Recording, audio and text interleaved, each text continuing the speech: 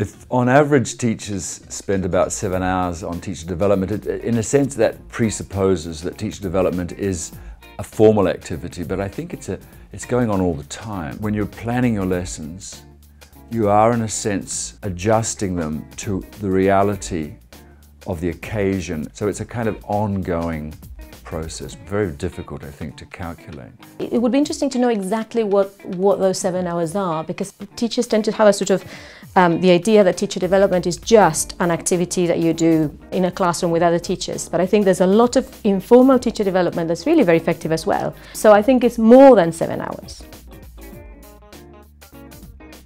This question is, what about teachers who say that they would like to engage in teacher development but they can't find the right type, or they don't know where to find it? I have the suspicion this is a bit of a cop-out, because a teacher who really wants to develop will find books, will find places to go, and today on the internet there's millions and millions of websites you can go to find advice and help if you need it. So I think it's a question of a teacher initiative to some extent, and the institutional initiative actually providing the means and the time. Those are the two key ways that teachers can find ways to develop.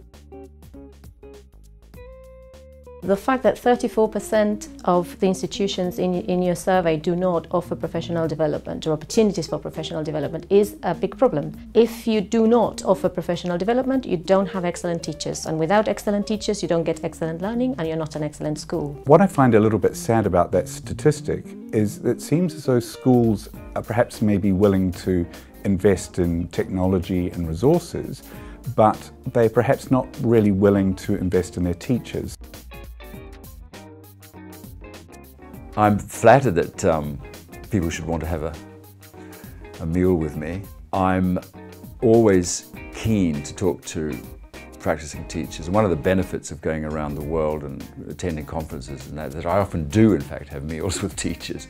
I mean, you can never learn enough about the different contexts in the world and the different conditions in which teachers teach. It makes me feel good because it means that all the effort I've invested, say, in giving talks, but mainly on writing articles and books, that this is resonating with teachers and it's useful to them, it's important to them.